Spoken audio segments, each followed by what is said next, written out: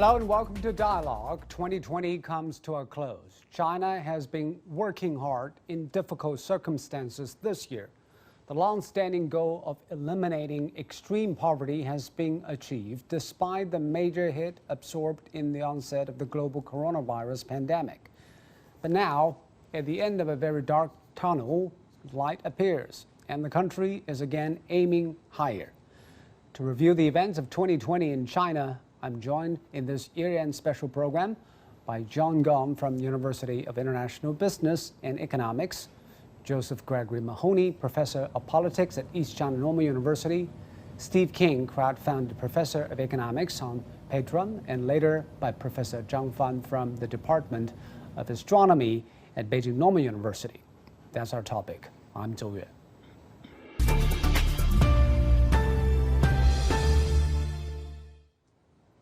So let us start with the project that actually reset the Chinese expectations. Getting rid of abject poverty has been on the minds of Chinese rulers since history began, but they have never made it until recently. For the Chinese, it is an economic agenda, a political priority, and probably even moral obligation. So John, this is history making. We have lifted 800 million people out of extreme poverty. They are not yet middle class, but they are no longer extremely poor. Why is it a big deal for China? I think this is a historical event, actually. The human beings have been struggling with poverty for many, many years. Even in very developed countries today, there's actually quite sizable population of people of, sort of impoverished people. In the United States, you drive along Highway 66 going from Washington, D.C. into, say, West Virginia area. You drive for about an hour and a half. You can even easily detect, people are poverty. Signs of poverty, right? I mean, this is a country that has a GDP per capita of $60,000. So I think the fact that we're able to do this is a great achievement, it's a historic achievement, something that is very difficult to do for developed countries as well as for, let alone, developing countries, right? So, so I think, this is something that will have to be done with the leadership and help of the state. Otherwise, market economics, it won't solve this problem, in my view, on itself. And I think, under the very strong leadership of the party in China, we really have an agenda that is an inclusive growth agenda, people-centered. President Xi talked about people-centered growth model. We don't want to have people left behind. And we made some achievement, and I think by the end of this year, it's a landmark achievement that at the very least, we are able to claim that we have eliminated absolute poverty in China. And Steve, of course, a lot of people in the world are still living in poverty, especially in Africa and Asia. So what do you think China's record can tell about those people? Well, I think China has been very successful in industrialization, courtesy of the program that began under Deng Xiaoping to largely bring in Western technology as fast as possible and develop a mixture state capitalist system, which is uniquely Chinese, but which benefits from the innovation that occurs in a capitalist economy. That's been remarkable, it's been highly successful, but I'm going to caution that we can't expect this to continue because a major part of it has been a dramatic increase in energy consumption. And that, with the effect that has on carbon dioxide levels, I think has pushed humanity further than we can possibly sustain. And my real suggestion for the next 10 to 20 years is not a case of trying to increase energy consumption and thereby increase wealth even further, but to restrain our energy consumption and still maintain a decent standard of living. I think the West will find that as difficult as it has to eliminate poverty because of the income inequality mentioned by a previous speaker, and China may be in a better position to handle it, but that's the real challenge for the next 2 decades. And Joseph, do you think this can be sustained? Of course, people understand that those already risen above poverty can go back to poverty if circumstances change. Well, inequality is a global problem, and it's not something that you never reach the end point of development. You never reach the end point of history.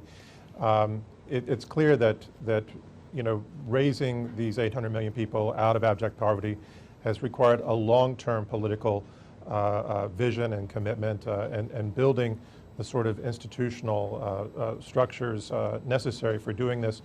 There's no get-rich-quick scheme, and there's nothing that guarantees that you stay rich or that you stay out of abject poverty.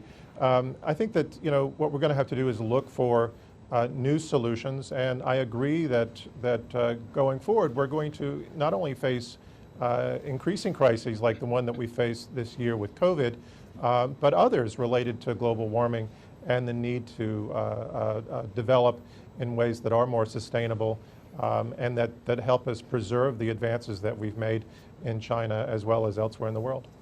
And Chinese President Xi Jinping just delivered his New Year speech. Apart from poverty alleviation, he also mentioned that China is the only major economy in the world to have achieved positive growth. Mm-hmm. And the recent talk is whether this will be sustained because the COVID-19 pandemic is still raging across the world. What is your estimate of China's growth? No, we all know why we have a positive growth this year, because very much due to the very resolute measures to contain this virus. Whether it's sustainable or not, of course, I think for next year, I bet my money on the fact that we're going to have a positive growth again next year. Think about the risk is that this COVID thing is coming back again, the second wave, third wave, right? But looking at the track record of this country, right, this government, we are able to contain these mini outbreaks so far, right? So I think these things coming back again is not going to make a major difference, material difference with respect to the growth rate for next year. I'm betting 6% at least, very least 6-7% for next year. We're going to hear the GDP number very soon for the fourth quarter of this year, and I bet it's going to be close to 7%, and this trend is going to continue. And Steve, the Chinese are talking about dual circulation or more dependence on our domestic demand for economic recovery.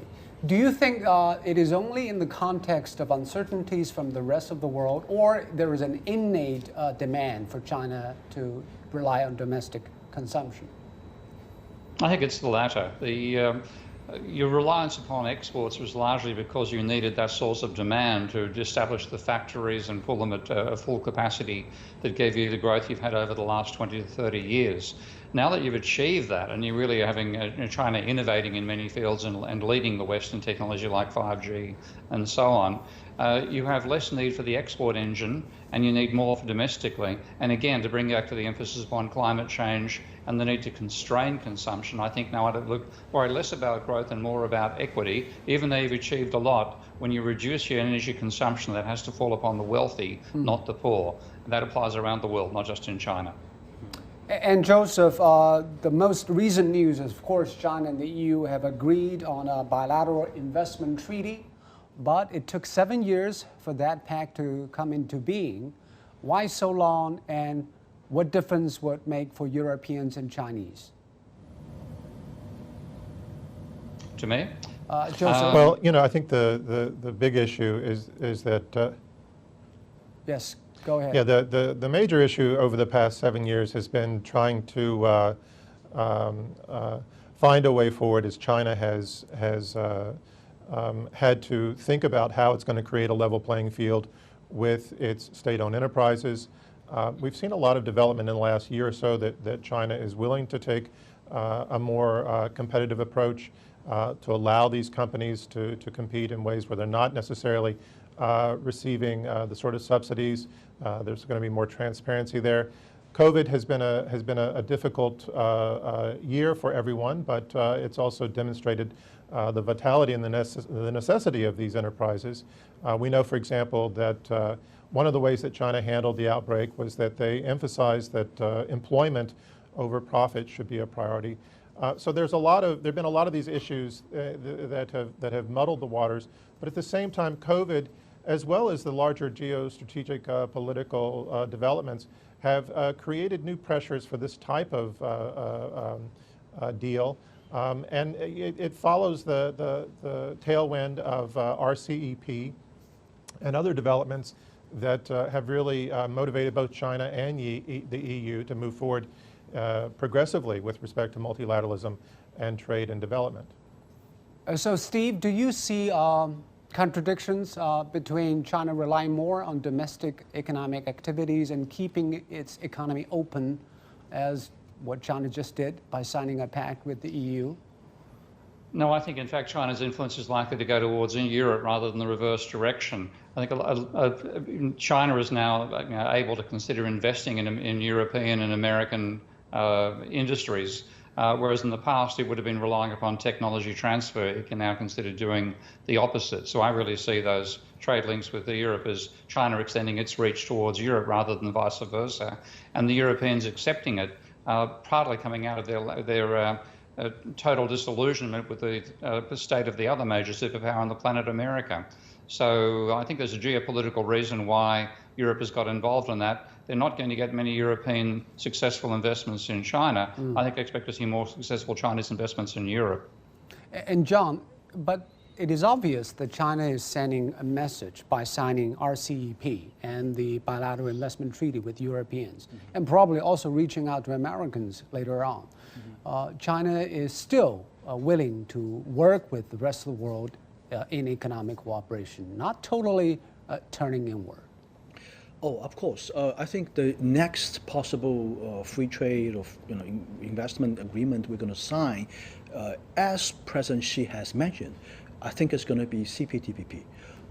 If you know the history about this, this is a very high level, very progressive, very advanced level of free trade agreement.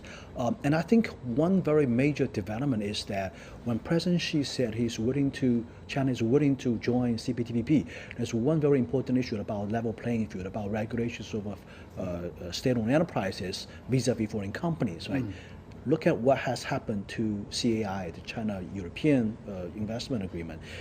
In it, there's very explicit clauses, reportedly, right, that regulate these kind of measures, subsidies to SOEs.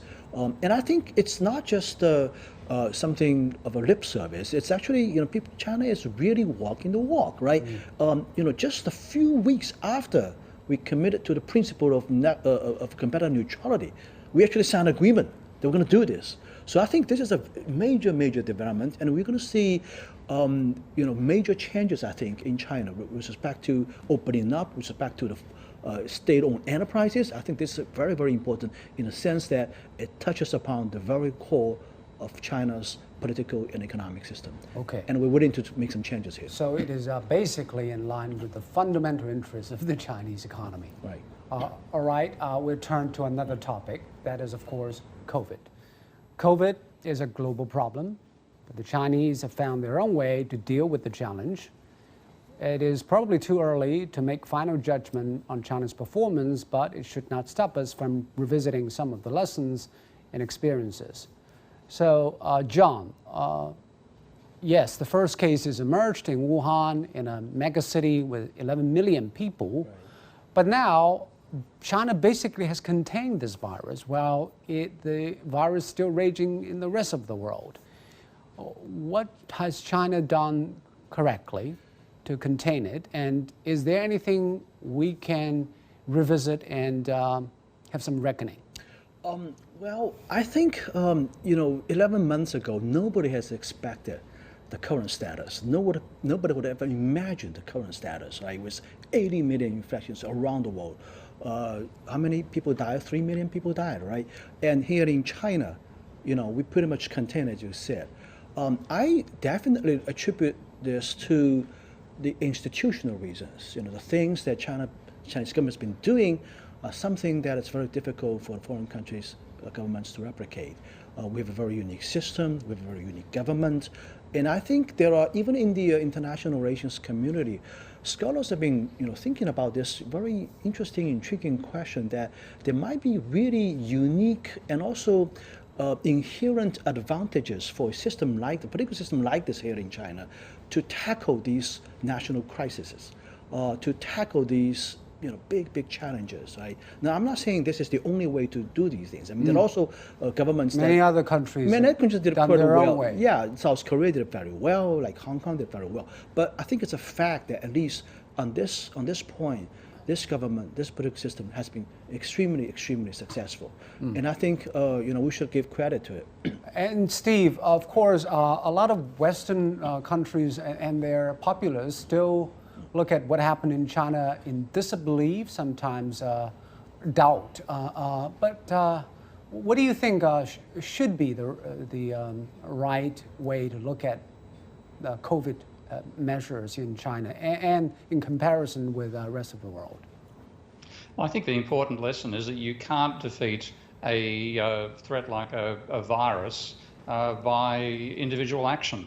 You have to be something where you have a sense of coordination, whether that comes out of a strong top-down government system or whether it comes out of a sense of social cohesion. And the absence of that social cohesion in America, I think, is rife right now. We can see that in how they've reacted to the last election. The losing side, half the people who voted for the losing side believe they were defrauded.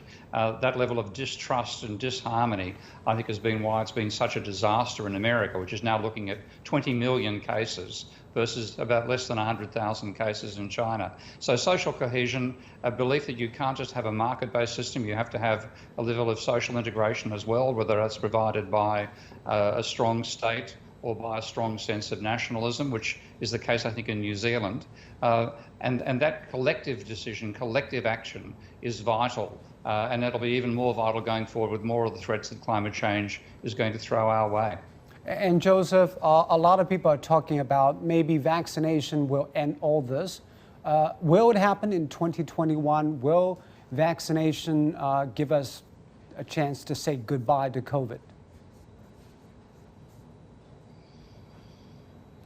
I think that we're going to see that vaccination is a major tool to help us. But really, the U.S. approach so far has been to look for that silver bullet to solve the problem that good governance that we lack in the United States has not been able to address.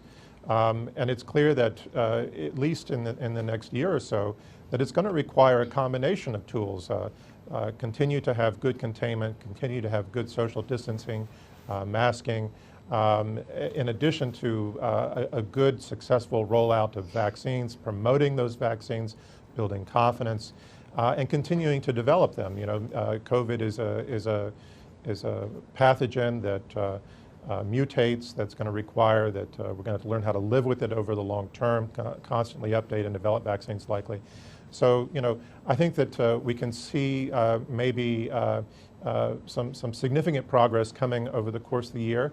But at the same time, we already have the new UK strain that's out that's causing a lot of worry around the world. It's in the US, it's in Africa, it's probably other places that we haven't detected yet. And we don't know how that's going to really impact the current strategies, as well as how it's going to impact the vaccines that we have prepared already. And also the vaccine rollout itself is going to be a challenge for different governments. Steve, the U.S. has been criticized for stalling the process of its rollout. It's supposed to vaccinate 20 million, but only 3 million have been vaccinated. And China today announced that it will give free vaccines to all its populations. So does the speed and pace of the vaccination affect how we contain this? Oh, absolutely. For a start also, the longer you take to vaccinate, the more likely you are to get evolutionary changes in the virus under the pressure of selection we put it by measures like not just the vaccine, but also lockdowns and so on. The faster you vaccinate, the less chance you have of getting another viral strain with more contagion coming out yet again. So the speed of doing it, and everybody has to get it. I'm living in Thailand, as you know, and there's been an outbreak here, which occurred because there was a Burmese worker enclave, exclusively Burmese nationals, who weren't tested, who didn't get checked because then some of them are illegally anyway, and bang, one day they're tested because one Thai person got it. 500 of the 1,000 tested Burmese had it. So you can't allow that sort of thing to happen. It must be universal. And America will fail at that test like they failed at virtually everything else. Exactly. And John, that's similar here in China. The cluster of cases happened in Beijing recently. It's also because somebody under the radar came into China asymptomatic and then spread it to other people. So even those countries have contained this virus relatively well, they still have to worry about the speed of vaccination. Absolutely. I think no country is safe unless the world is safe, I guess. You have these pockets in the world that this thing is still ravaging, and sooner or later it's going to come back on shore to hit us. And so there's actually an enormous economic cost to stop these things from coming in, because it stops the airlines, and there's all these precautionary measures. It costs money and it slows things down. So I think overall we really need to rely, in my view, we need to rely on the vaccines to quickly get rid of this thing on a global scale. But let me finish. What bothers me is that there's actually a quite sizable population of people in the United States that are resistant to vaccination. Vaccine reluctance. Well, total resistance, in my view. I mean, they have some kind of a belief. Some of them actually religiously motivated that they will just not get vaccinated, and that's bothering to me. Okay. And Joseph, of course, we have seen failures, setbacks, frustrations, losses in this year because of COVID. But do you think different governments and people have learned from what we've been doing over the past year? Especially, are they better prepared for next pandemic, which is destined to happen? Unfortunately, I don't think that we can reach that conclusion, at least not in the United States. I think there's still this hope that the vaccine is going to solve the problem. I think that there's still this idea that even among people who aren't necessarily followers of Donald Trump, this idea that the United States is still at the end of history, that it can solve any problem that comes its way, that it doesn't need to take a more progressive approach towards multilateralism, towards solving global problems. I think that we have talked about this in various fora, but I don't think it's really been a lesson that's been driven home yet, that it's very likely that global warming was an important cofactor in the emergence of COVID, and that we should expect not just the problems associated directly with global warming, but the various other problems like disease mutation, that we should expect many more epidemics. And in fact, some scientists believe that COVID is not the worst case scenario, that there are much more dangerous things coming down the line. And I don't think that we've really learned those lessons institutionally or socially yet. I think we do see in Asia, in particular, in China, and South Korea, Japan, Hong Kong, and a few other places, Taiwan, this idea that there needs to be a strong institutional framework, that there needs to be a reliance on science, that there needs to be some form of strong multilateralism. But these lessons are still struggling in other parts of the world. From struggling stories, let's move on to some uplifting stories. Well, the Chinese have explored some new frontiers in 2020, under the sea and into the sky. Where do they want to go further, and why do they need to do that? Now let's reflect on the explorations of the Chinese in 2020. So in 2020, China completed the Beidou satellite, sent a probe to the Mars, to the moon, and collected samples, and also submersibles in the Pacific. So China is making those technological breakthroughs for the purpose of science, or for the purpose of economic and technological preeminence? I think it could be a combination for both. I mean, we have to admit that there are economic and other reasons of doing these things, other than showing the technological prowess to inspire the nation, I guess. This reminds me the Sputnik moment. In the United States, you talk about the great competition between China and the United States.